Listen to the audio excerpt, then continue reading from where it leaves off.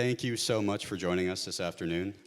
I have the absolute pleasure to be joined on stage by one of the writers on the cutting edge of science fiction, Mr. Stanley Chen.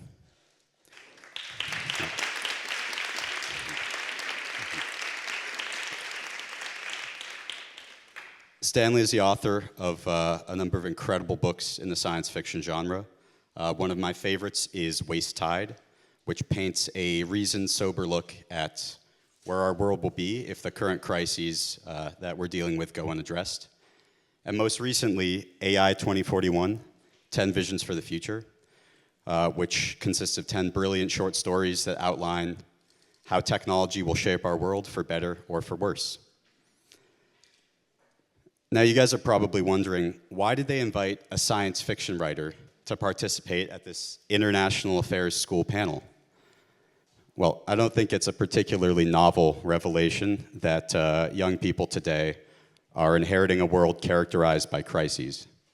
I'll spare you all the banality of naming each and every one, which, in my opinion, would be treading on already well-trodden ground.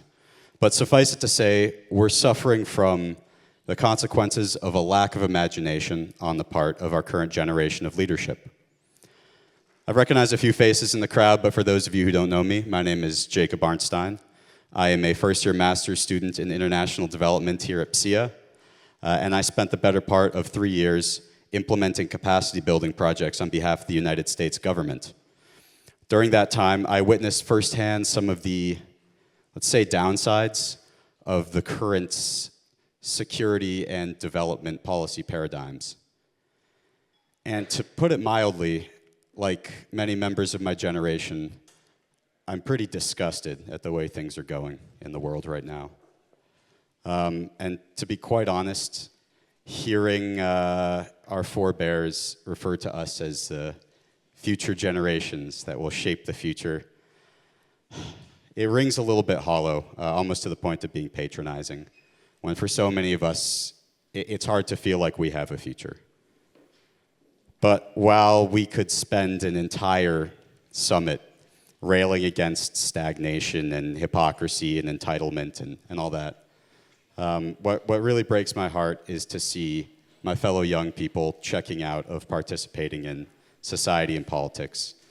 Previous panels have, I think, pretty astutely pointed out some of the reasons for it, but still, it breaks my heart. Probably more so than for any other reason that I feel that way a lot. The feelings of powerlessness and cynicism and nihilism can be overwhelming. But the reality is, this is our world, and we can either bury our heads in the sands of denial and nostalgia for a world and a time that we've never really known, or we can swallow a difficult pill, and we can embrace the future and the positive and negative changes that come with it. It sounds trite to say, but we really do, more than ever, need a new kind of leadership. We need people to think outside the box, to dispense with the playbook entirely, and to dream big. And in a world so wanting for inspiration, I say we should look to science fiction. Science fiction has this unique ability to evoke a sense of wonder and imagination in those of us who are dissatisfied, disquieted, and discombobulated by the issues of the present day. Not only does it allow us to marvel at the possibilities for technological expansion and exploring the universe, but we also get to watch scrappy, resourceful protagonists rise to the occasion and take on entrenched power structures, sometimes on a galactic scale. Like most fiction, sci-fi often revolves around the hero's journey, a narrative that has persisted, well, forever, because there's something universally compelling about watching these characters try and fail and try again and find meaning, purpose, and self-actualization in their internal and external struggles.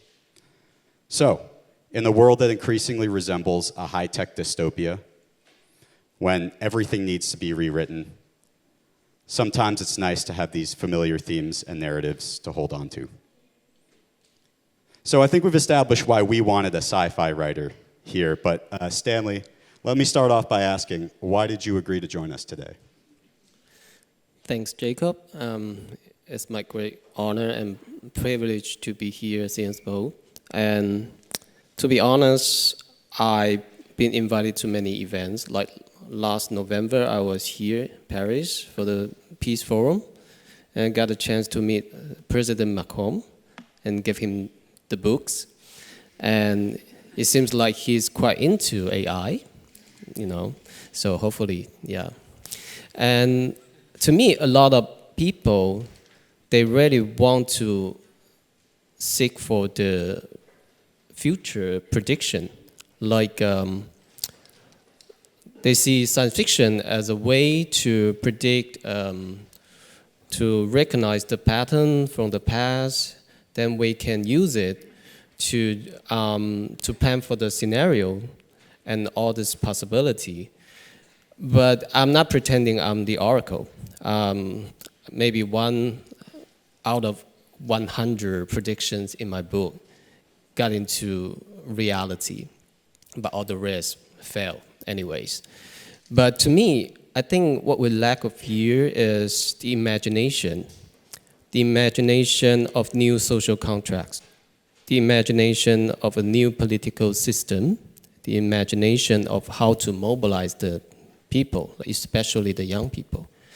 And all those big shots, politicians I met, it seems like they were trapped in their own mindset. We're talking about enlargement of EU, like last October in Belgium, Brussels, and we talk about the China-US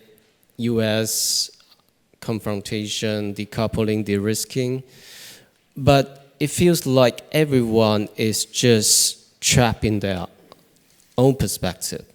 There's nothing to help them to see and think beyond. So this is why I think science fiction is a very powerful tool. So we always use the story about the future to project the present.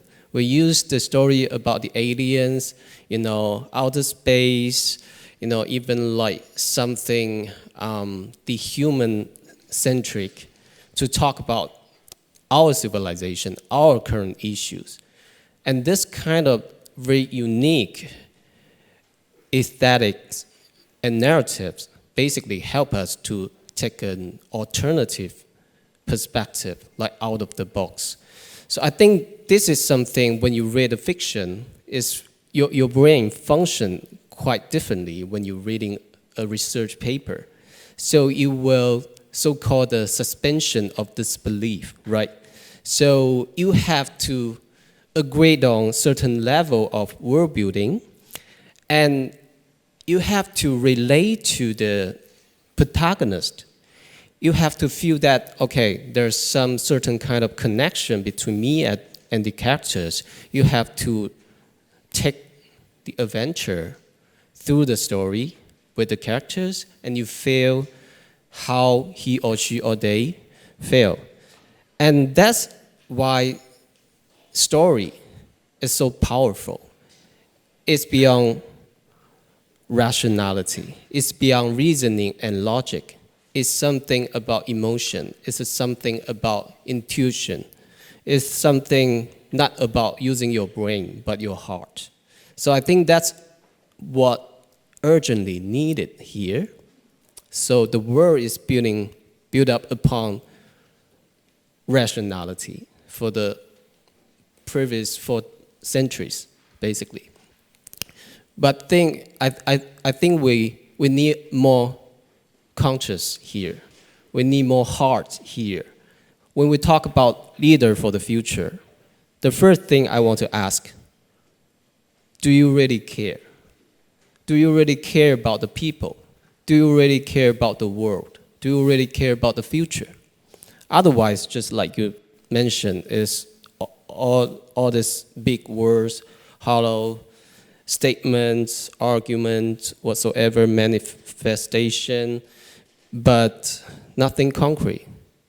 Only love and pain holding us together as human beings. If you couldn't fail, if you couldn't emphasize the others, something even so distinguished from your own kind, you couldn't really care about the world. So I think this is something what science fiction could do for all of us. Stanley, one of the things I really appreciate, and I think readers of your work will appreciate, is your ability to sort out the positive as well as the negative when dealing with big existential issues like AI, climate change. How do you do that when you're dealing with things that are this heavy, that are this overwhelming? How do you find the positive? It turned out that in the Western, I feel that there's always this kind of binary thinking, either good or bad, positive or negative, like Donald Trump or Biden, etc., so on and so forth. But in ancient Chinese philosophy, like Taoism, everything is like intertwining, interchangeable. All these opposite elements is basically, if there's no white, there's no black. So basically it. So I think this is some kind of very interesting way of thinking. It's almost like quantum physics, entanglement. So to me, in my story, I try to step in each one's shoes. So there are many characters. They're all from different interest party. From each of their lens, you can see all this legitimacy. So it can totally fail for them. And what they've been doing, even as from a gangster, you feel the justified part of it. Maybe they're fighting for their children, fighting for their family, something like that. So you can see all this fragmented reality, like forming an integral world. So the world is so complex, but you couldn't see it from one single perspective. So that's why I try to bring all these layers together. Like in the book AI 2041, especially, I set up the 10 stories in 10 different countries. Like most of them are global south countries. And I try to navigate with the people, like the most vulnerable group of people, like for example, the untouchables in India, like the indigenous in Australia, like the sexual minority in Nigeria. So how could these people react to the acceleration paradigm shift of technology such as AI? How they use their agency to leverage the technology to empower themselves rather than being manipulated, being controlled by the technology. So this is what I try to, put in all this marginalized perspective all together, because we're here to, admit it, we're all privileged people. So privileged people, usually we see things from top down, from a very central stage. But I was born and raised in a very far away small cities in southern East China. I went to Peking University in Beijing. So it was such an interesting experience that you're from a pretty much marginalized area. You get into the central of the country with 1.4 billion people. And you realize that, wow, this is something I never saw before. And people around me, most of them are from local. So they have this kind of taken for granted perspective. So everything they think from, oh, I'm the citizen of Beijing, so we're governing the whole country. So we are, something like that. So we're seeing people like you are from outside, you are pretty much marginalized. But it really gave me that kind of sense that there's so much invisible part of the world has to be seen. So there are so many untold stories has to be told. So that's why I wrote about e-waste. I wrote about waste workers. I wrote about all this climate refugees. I wrote about even non-human, other species, how they was damaged during this kind of so-called progress, defined by human, or maybe by superpower countries. So I think this is something always reminds me, where am I and who am I? Well, speaking of progress and of China, don't be fooled. I know he looks younger than me, but he's actually about 2 decades removed from his schooling years, which took place during a time of rapid transformation in China. So what did you learn coming of age in a time of change? And who were the kinds of people that emerged as leaders? Yeah, I mean, I was born after in the 80s, so I'm millennium. So I witnessed everything, you know, after the Cultural Revolution, from the opening and reform, and the economic booming, and everything afterward, like the Beijing Olympics and recent decade and pandemic for sure. So I can see all this space-time compression in China. So basically what happened in the West maybe for 2 centuries was compressed into 40 years. So you can see all these up and downs and how people transform, like maybe financially and also mentally. So I always feel, wow, this is so fascinating. And for example, like my parents' generation, they experienced a great leap forward. So they suffer from starve. And even my grandpa, he died of hunger, so back in the 50s. So both of my parents, they, because of Cultural Revolution, they didn't get very well education. But look at me. Yeah, so I was always amazed like how fast we moved. The speed and thinking about the scale of China, 1.4 billion population, you would think this is kind of magic. But also, when we think of the future, like there's so much uncertainties, there are turbulence for sure, and it's like overlapping with the development of technology, such as AI. I always talking about like China will be the first AI governance country in the world because we have everything, infrastructure, data, top-down, you know, policy making, and lack of, you know, regulation, and digital literacy, everything. So it could be interesting to see what's going on and what's gonna happen next. And to me, as a leader, in China, I mean, you have to learn also to think beyond, because right now the narrative, decoupling, de-risking, China, US, this kind of, you know, binary thinking. So I always think and write in this maybe outside of China perspective. So I'm thinking about what could be beneficial for the rest of the world, like taken from maybe our tradition, our culture, away from the political parts. So I think the leadership must come from the capacity of making conversation. Making conversation means you are really listening. You not just pretend you're listening. That means requires a lot of context. You have to understand what you're talking about.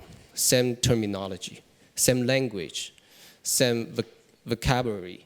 So, but I think sadly that window is shrinking, it's closing. And I feel it urgently that we need more people, especially younger people, go to China or came from China to reconnect with the world, to make people understand a country as large as China is like it couldn't be unseen. And the conversation has to be continue. And some consensus has to be made. So I think this kind of new leadership, I think, is emerging from the younger generation. Yeah. Thank you. A lot of us are in a position here at Sciences Po where we are about to choose between doing what we feel is right in the world and making money. One of the main protagonists of Waste Tide, Kai Zong, is more or less in the same position. I sense there was something kind of autobiographical about that character. A little bit. Yeah. So my question to you is, do you have any advice for those of us who are about to make that choice? I know you said avoid binaries, but... Yeah. To me, it's almost like the artist's story. So when I was like at your age, I always try to escape from my hometown because it was a small town. Everyone knows everyone. It was so boring. So I want to go to the big city like Beijing, like Paris, like New York. But after a while, so after you see the world, everything, you feel this kind of, fundamental impulse of understanding who you really are. So I think not many people, not everyone really think about this question. So the making of you maybe is way older and longer than you think. It's not only defined by your family name, it's not only defined by your career, by your university, by your, by your outfit, by your achievements, but something more profound than that. Something about what you committed to, something you're willing to devote yourself in your lifetime, and something you firmly believe in unconditionally. So I think this is some question I've been asked myself in recent years. Who am I, really? So what kind of person I'm becoming? So I think this question leading to your question and how to compromise between make a living and your real passion. So to me, I think I started reading science fiction since kindergarten, around 7 or 6, all these classics, and I watched Star Wars, Star Trek animations, and also Abe of the Planet of Abe from France. And for some reason, it feels that's my thing. And I start to think about, oh, I should write my own story. And I finished one, and I sent it to my parents. I say, oh, this is something, you could do it. So they're not very conventional Chinese parents. So usually they'll say, no, stop, go back to your desk and do your homework. So I think I'm very lucky, and I think this kind of, create this positive feedback loop. When you publish something, when you send it and share it with someone who can give you positive feedback. So this kind of recursion, like moving you forward. So I think everyone should find your feedback loop, your positive feedback loop. So that's what you can devote yourself, like unconditionally, even you are not making money. Of course, there's always compromise. There's always, balance here and there. If you have family, you have kids, you always, time is limited. But I always tell people, please imagine this is the last minute of your life. If you look back in time, what you haven't done make you regretful. So if you have that answer, you know what you gotta do. So I think this also a very science fictional way of thinking. So looking backward from the future, is something to reflect on your status quo. Are you satisfied with what you've been doing all the time? So this is my answer. I hope you mentioned earlier you want to write a novel. So I really hope you can finish it, and I love to read it. Thank you very much.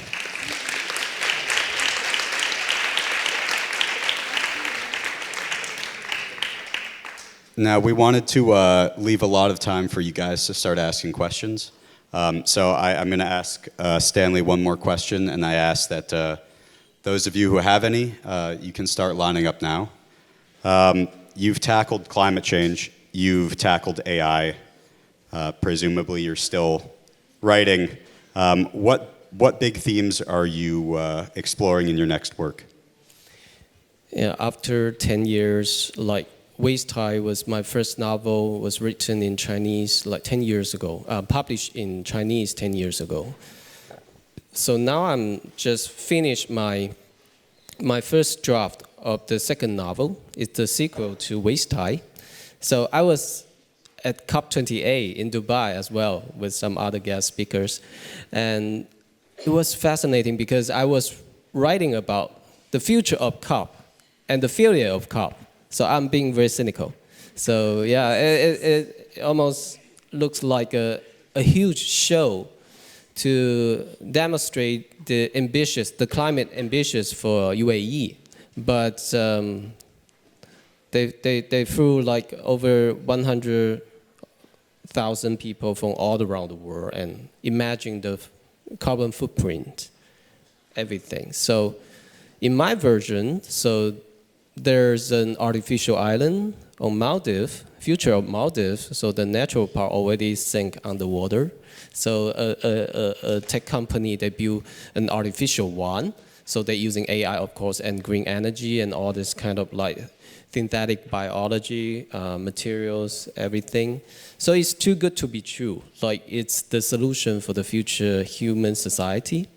But behind the scene, so of course, there are always bad guys, there are always sacrifice, there are always damage and loss, which was covered by the so-called the progress. So by the end of the day, I imagine this kind of triangle or trinity forming by human, machine, and nature intelligence. So they're supporting each other. So this so-called the growth model, we're training with not only the human language, the text, but also some other data sets from other species and from the environment, from the whole planet. So this thing, we can call it Gaia, for some reason. And it will be, I don't know, so you can predict, you can see all this dynamic change of climate because it's such a complex system. So I'll stop here. I'm not too many spoilers, and I hope it could be translated into English and French. And everyone, your feedback are most welcome. Thank you. Yeah, seriously, for those of you who haven't read any of Stanley's work, Waste Tide, AI 2041, or anything else he's put out, you guys are missing out. They're seriously excellent. Get your hands on these books today. Thank you.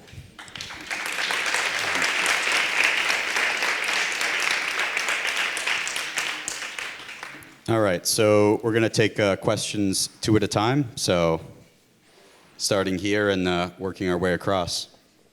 Hi, my name is Elena. I'm studying human rights and humanitarian action. Thank you for being here. I had a question. We still haven't talked about a topic that I think is kind of, it deserves an honorable mention when talking about young generation, and it is social media. And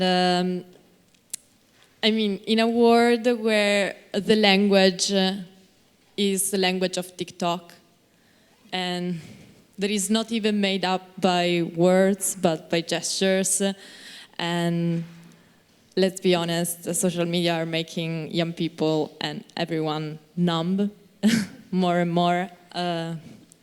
average attention span is decreasing. Isn't the youth doomed because of that? What is your take on that? Hello, my name is Andres. I'm studying international economic policy. Thank you very much for being here and sharing these very thought-provoking ideas. My question, I found it very interesting, the point you made that China will be the first country to be governed by AI.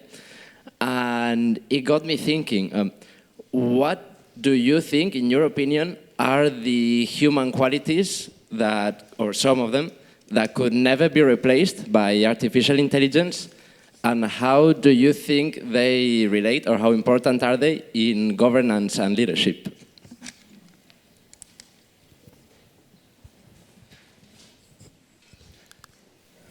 Thank you for your great questions. And the first one, speaking of social media, I definitely agree with you. Like the abuse of social media, basically making everyone, like the public, dumber. So, but maybe that's intentionally. So think about that. So when I talk about like always reflecting on who you are, because you couldn't imagine how many layers of hallucination, like how many layers of social construction are basically built up upon this kind of media, right? So of course, education is part of it. So always in Buddhism, we have this kind of reflection that everything is hallucination, everything is illusion.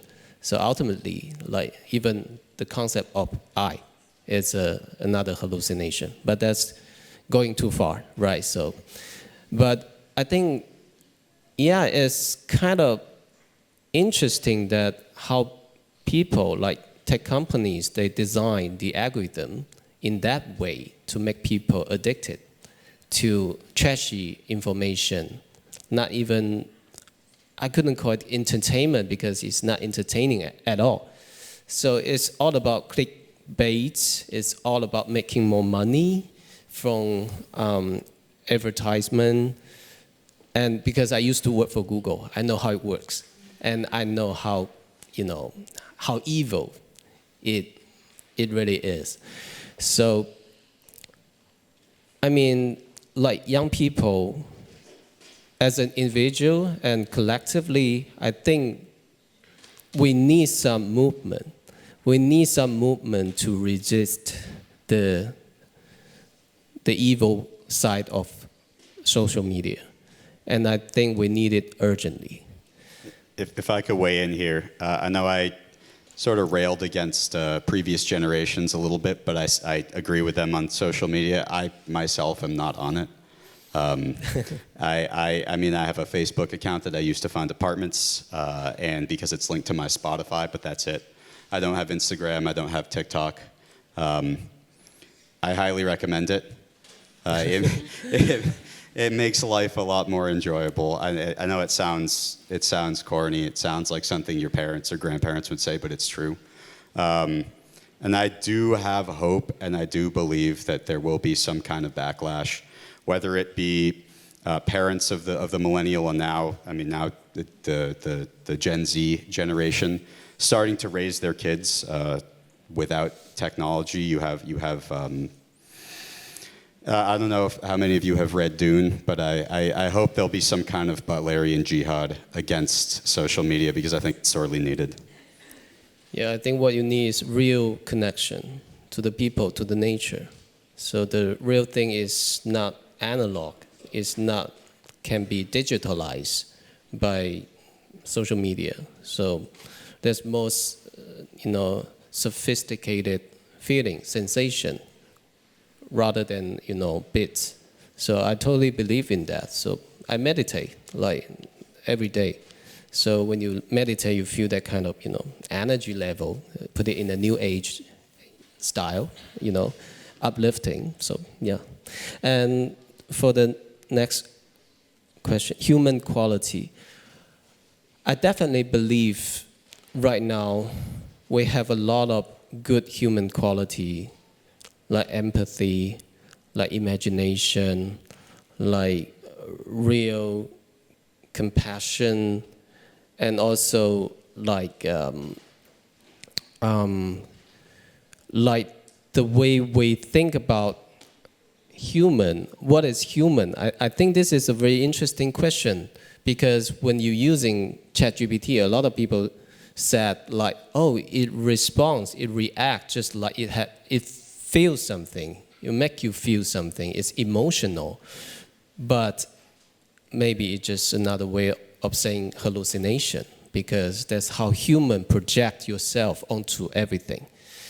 And try to think about like human as an interface. So trash in, trash out, right? But if you select your input cautiously, it's just training your own model in a more sufficient way, in a smarter way, in a more compassionate way. So I think choose your connection, choose your input resources carefully. You should build up the barrier, the filter, just relate to the previous question, social media. So what's nurturing you as a human?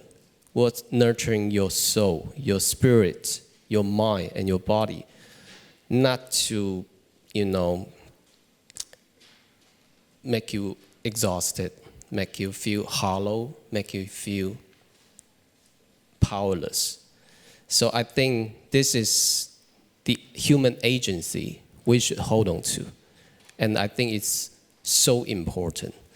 And reading, I think, is one way, maybe one of the most, practical way to maintain this kind of human agency, in my opinion. So, thank you. Thank you. We have two more.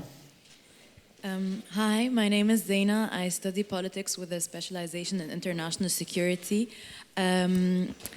I got inspired by you, and my question is very simple. What does inspire you?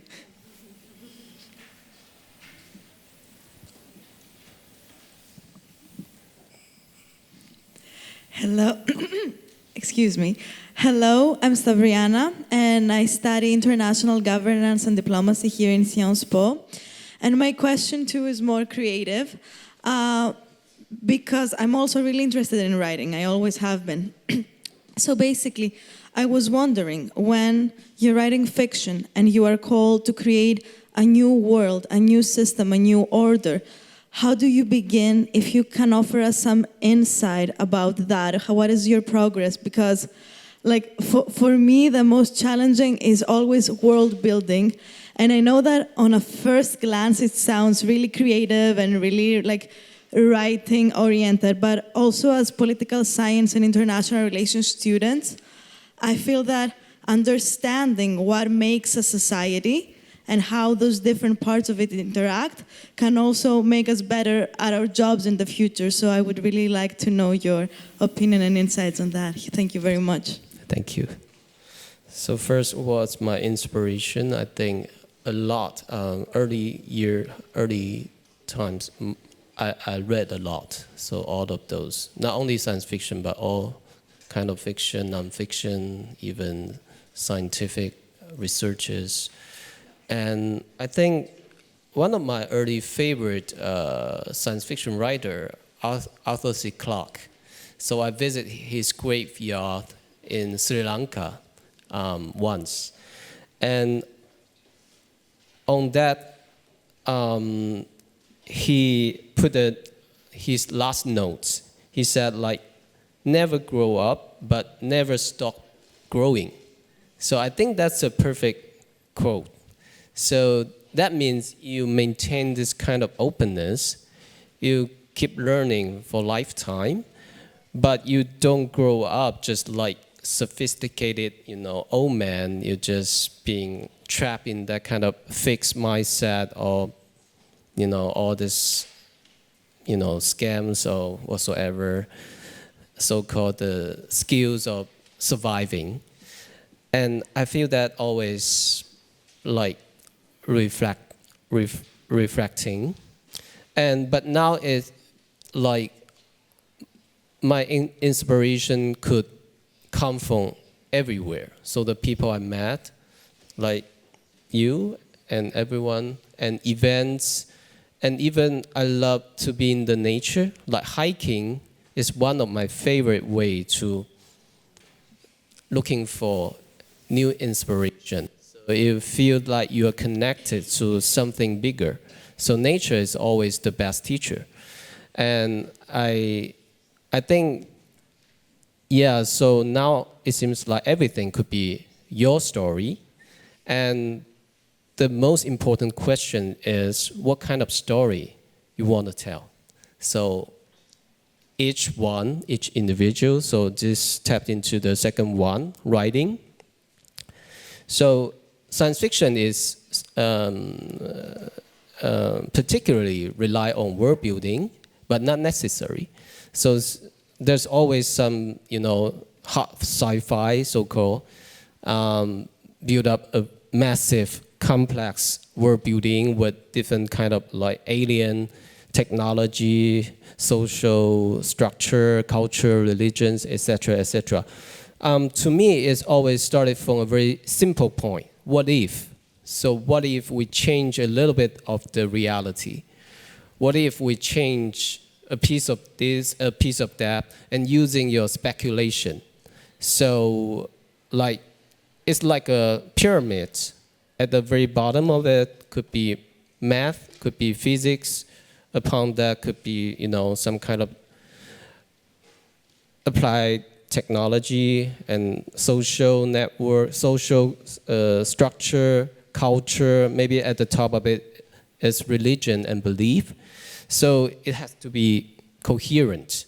And all these characters, they have to behave and react within this pyramid. It's not out of it, like out of the character and out of the setting.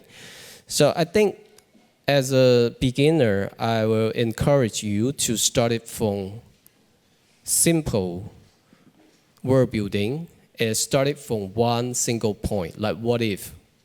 What if CNSPO become like the future of like Department of Defense? What if like you taking over the UN, you are leading the world for real. So this is a very interesting what if, but there's a lot of story can be expand and unfold starting from that point. And I think even now, like even I spend like maybe decades on writing stories, I still feel like there's always could be done in a better way. So you always feel like you're changing, you're learning, you're upgrading yourself. So I think writing is such an interesting thing. It's not only express yourself, but also explore yourself. While writing, you'll find that, oh, this is something I really means, and I really think and response and have some emotion trigger for a certain level of reason, but you never know why. So you have to dig deeper and deeper, and at a certain point you'll find, oh, why? That's why I think and act and behave in that way. So I think that's the most amazing part. Like through writing, you found yourself. So it's almost like a therapy. Yeah. All right, 1 and 2.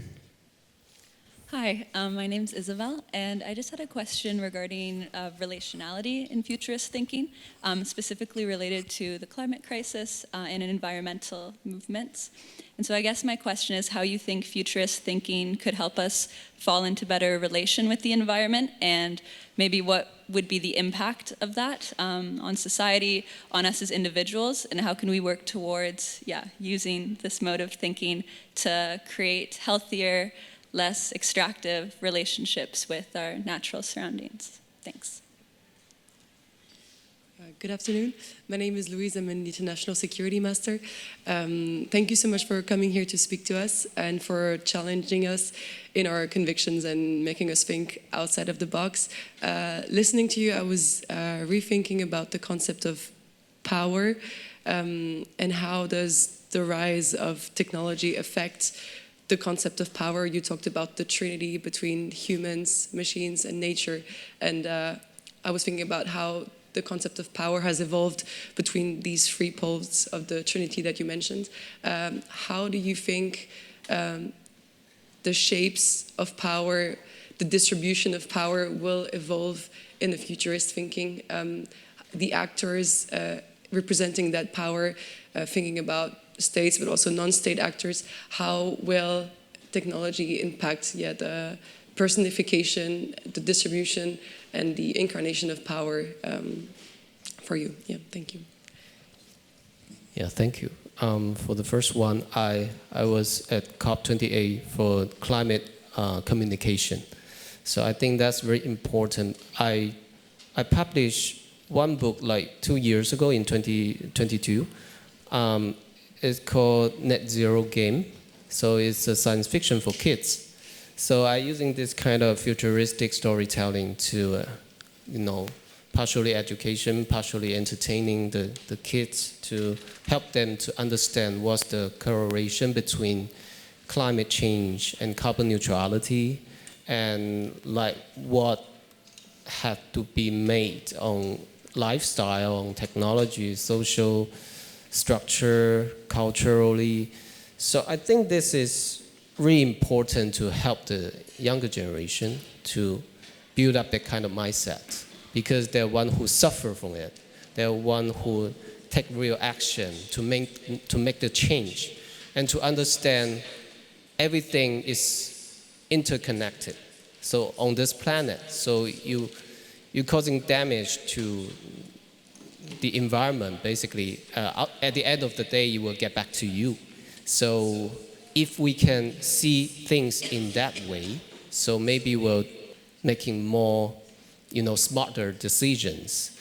But unfortunately, because all of the interest party, fossil fuel companies, lobbyists, so they didn't see the thing in that way. But the hope is among you and the young generation. So I think storytelling could be a very important and powerful tool to mobilize the people. And I totally believe, first you have to hold on to some belief firmly, and second, you have to take action, no matter what is the outcome. Failure is, is always, but you have to keep on trying. So I think a lot of speakers this morning also mentioned this. So this is what I believe. And for the second one, I think there's a very good saying from William Gibson, so the author of Neuromancer. He said the future is already here, but just not evenly distributed. So of course, we all agree on that. But I think another quote about the future impressed me more was from Ursula Le Guin. So the author of the Left Hand of Darkness. So she said the future is already full. It's just like greater and older than the present, and we are all alien living in it. So I think it's very Taoism, because she's the one who became a Taoism practitioner since 14. So all of her works like Earth, Sea, Legend series or express that. And I think this is very important because it means we have to be water. When I talk about water, it's another kind of power. It's not solid. It's not straightforward power. It's soft power. It's something can reshape and adapt according to the environment. And adaptation basically is the essence of intelligence. So think about that. And technology, again, if we see it not just like the tool, not just like the medium, but another kind of species. So another kind of species and coexist with us human being. So maybe we have a brand new take on the relationship between human and technology. So I think in the future, everyone has to learn to be water. But if you're willing to be water, you have first learn to unlearn. Because we were trapped in a lot of things, like I just said. In Chinese, in ancient Taoism, there's a term called 坐忘. It means sit and forget. And if you really want to achieve something to become a more, intelligence and empathy, being, sentient being, you have to learn to unlearn a lot of things.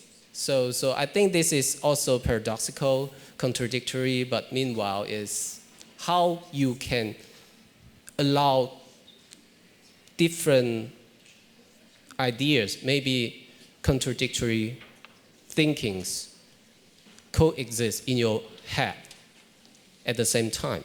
So I think that's another level of intelligence, in my opinions. So that means we allow,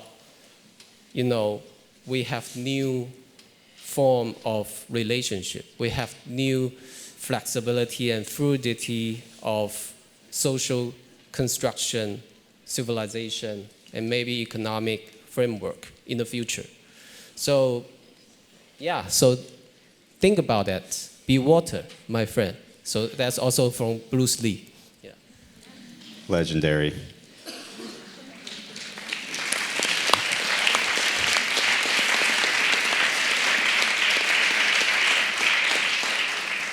All right, it looks like we have 2 more questions. I think that is all we're going to have time for. So just going in the same order, you first, and then the gentleman.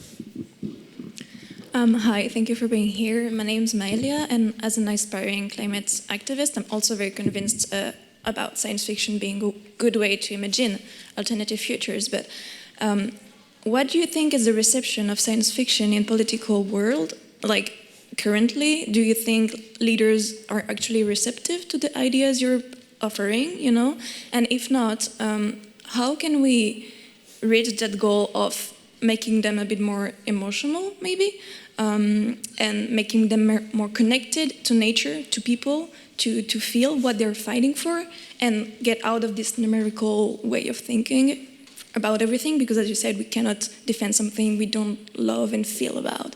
So is science fiction sufficient to make current political leaders feel why they're fighting for, or are there alternative ways you would think about to reconnect to our feelings as leaders? Yeah, thank you. Hello, my name is Imran, and I'm a student here at Sciences Po. Thank you to both of you for having taken the time out of your day to make this possible. I want to talk about comfort zone.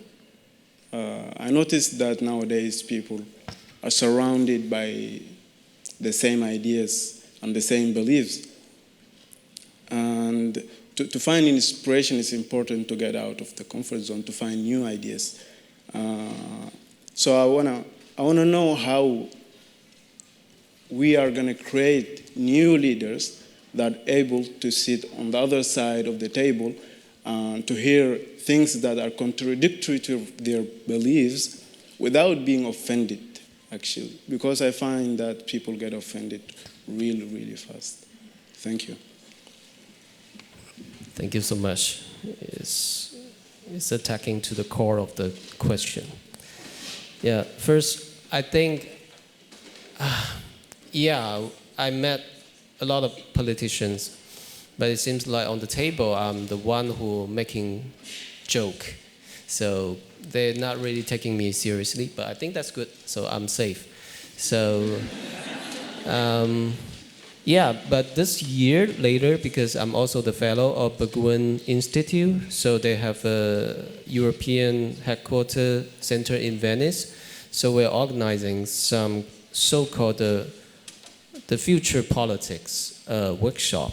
So we will invite some politicians, scholars, researchers, also science fiction writers, to imagine, to speculate future scenarios. Like, of course, there's a huge spectrum from the very conservative ones to more radical ones.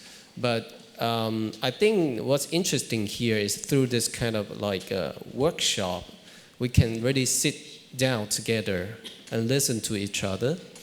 And yeah, maybe we can come up with some new ideological narratives for the future, not only EU, but also the rest of the world. So yeah, because the problem we're facing right now is planetary, right? Climate change, AI, maybe some other issues like religions, of course, identity issues. So I think we need something to think across the borderline of disciplinary, also traditional national states and current geopolitical, framework of thinking. So this is what we are trying to do. Hopefully there's some solid outcome from that event. And second, I think how to make people think out of their comfort zone without getting offended. I think this is part of the human nature, is called ego. So we are all like, everyone has ego, right? Especially the big shots, they have bigger ego, right? So all these people with extremely big ego sitting in one room, so it's so unimaginable they really listen to each other. So I think at a certain point I make a joke. I said, let's invite all these politicians together and let's drug them. Let's put some mushroom in their glass and let's get them high. Yeah, that's one alternative solution, right? But yeah, we could never make it. Yeah, so, but yeah, it's a joke, of course. Yeah, don't take it serious, and don't report me. So, what I try to say is maybe only through storytelling. So storytelling, science fiction, for example, is something can really get through this kind of, differentiation, egos, like barrier of culture, language, belief system, and have people share certain kind of emotion and value in a collective way. So it's very cost-effective way as well. So my answer will be storytelling, because that's what I've been doing all the time. So hopefully, and everyone should write your own story. Everyone should be a writer, in my opinion, and start it from yourself and start it from writing and exploring yourself. So let's do it from today. Thank you. Ladies and gentlemen, Stanley Chen. Jacob, Arnstein.